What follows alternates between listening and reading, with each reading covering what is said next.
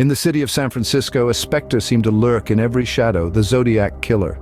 This name, this identity, became a chilling symbol of fear in the late 1960s and early 1970s, a time when peace and love were supposed to reign, but peace was the last thing on the minds of those who lived in the shadow of the Zodiac. His crimes were not just horrific, they were brazen, and their impact was far-reaching, capturing the public imagination in a grip of terror that endures to this day. The Zodiac Killer was not just any criminal, he was a master of manipulation, a puppeteer who reveled in the panic he sowed. He was a riddle wrapped in a mystery, hidden behind a string of unsolved murders. His crimes, his cryptic messages, his audacious taunts all contributed to a notoriety that transcended the norm. But who was the Zodiac Killer, and why does his legend persist?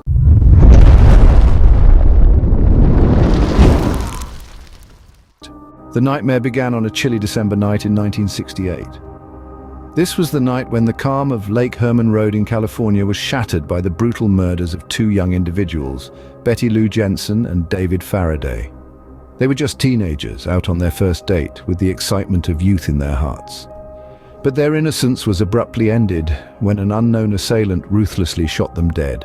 The crime scene painted a chilling picture.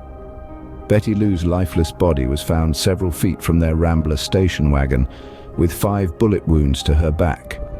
David, on the other hand, was found closer to the vehicle with a single fatal gunshot to the head. The mysterious circumstances surrounding this horrific event baffled investigators. There were no signs of struggle, no clear motive, and most importantly, no solid leads. The initial investigation was a maze of dead ends. The lack of witnesses, coupled with the absence of any substantial physical evidence, made it a daunting task for the detectives. The sense of dread was palpable as the residents of this quiet community grappled with the harsh reality of this senseless act of violence. However, the chilling events of that December night were just the tip of the iceberg. The world was yet to comprehend the terror that lay ahead, a terror that would be embodied by a name that would forever send chills down the spine: the Zodiac Killer. Little did the world know, this was just the beginning. As 1969 dawned, an ominous figure began to captivate the public's attention. In the late 1960s and early 1970s, the Zodiac Killer emerged as a notorious figure, sending shivers down the spines of San Francisco's residents. This wasn't your typical criminal. He was elusive, cunning, and above all, he was playing a game of cat and mouse with the authorities, a game he seemed to be winning. The Zodiac Killer had a unique modus operandi that set him apart from other serial killers of the time. He would commit his heinous crimes and leave cryptic clues behind, almost as if he wanted to be pursued. But it was his letters that truly left the city in a state of terror. He sent these messages to newspapers and police, describing his murders in chilling detail and challenging authorities to decode his cryptic ciphers.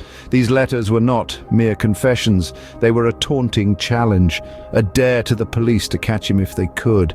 The Zodiac Killer's letters were a masterstroke of psychological warfare, spreading fear and panic far beyond his immediate victims. He wasn't just killing individuals, he was terrorizing an entire city. The Zodiac Killer's reign of terror was marked not only by the brutality of his crimes, but also the audacity of his communications. He was not only a murderer, but a manipulator of the media, using it to amplify his terror. The Zodiac Killer was not only killing his victims, but he was also playing a deadly game with the entire city. The 4th of July, 1969, a day of celebration, was about to turn into a night of terror. In the tranquil setting of Blue Rock Springs Park, a young couple found themselves the target of an unimaginable crime.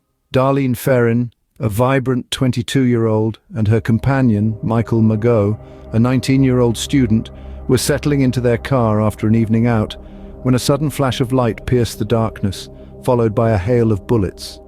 In the aftermath of the brutal onslaught, Ferrin tragically lost her life, while Mageau, though severely injured, survived. The assailant vanished into the night as quickly as he had appeared, leaving behind a crime scene that sent shockwaves through the community, but the terror was far from over. Shortly after the attack, a chilling phone call was placed to the Vallejo Police Department. The caller, with an eerily calm voice, took responsibility for the attack, describing the crime scene in detail only the attacker could know. The voice on the other end of the line was none other than the Zodiac Killer himself. He had not only committed a horrifying act of violence, but had also taken a bold and terrifying step further. He claimed his crime with a chilling sense of pride, leaving the police and the public in a state of fear and bewilderment. The Zodiac Killer had struck again, and this time he was bold enough to call the police. With the city on edge, the Zodiac sent a series of letters that would shock the world.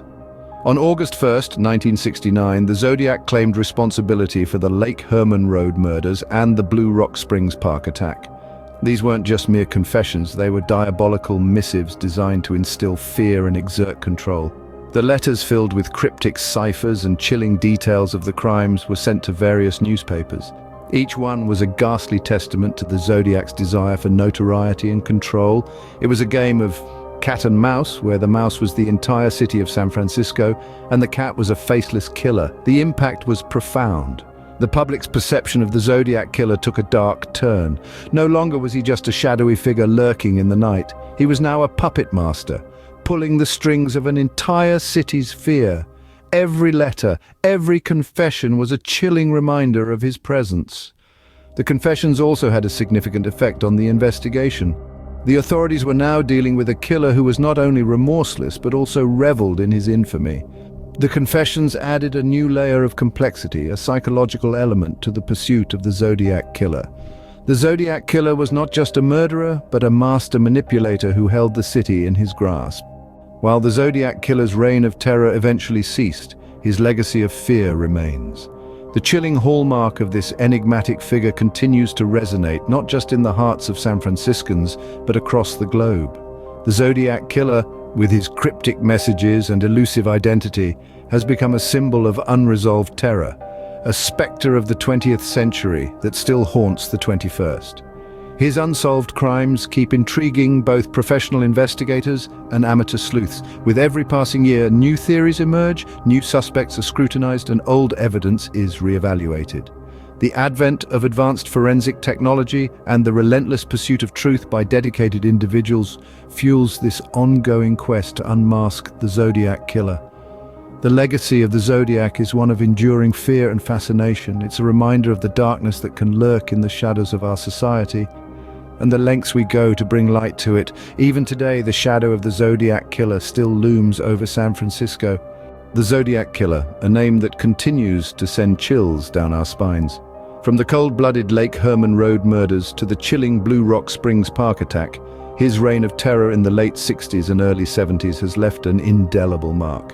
His cryptic letters, confessions, and the enduring mystery surrounding his identity have fueled a legacy of fear and fascination. So, let's keep exploring, keep questioning. As the search for the Zodiac Killer continues, one thing remains certain: his story is far from over.